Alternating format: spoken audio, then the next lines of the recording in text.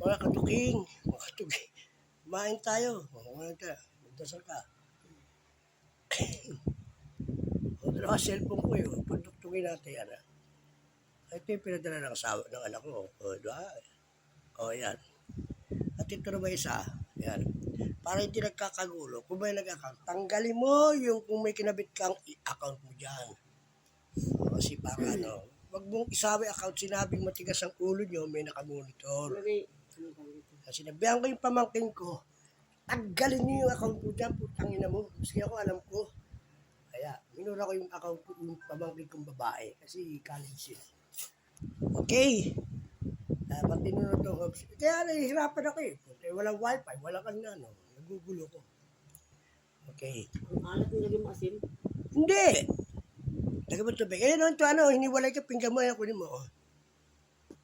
Yan. Alat, ang dami asin. Ano ang daming asin? Lahat naman tabang naman ng Koreano. Gulo mo ah.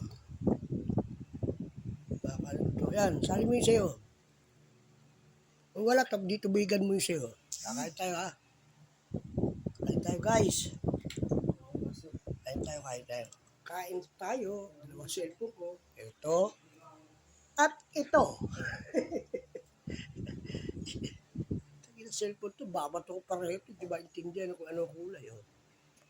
O yan, tigil lang yung dalawa. Tigil.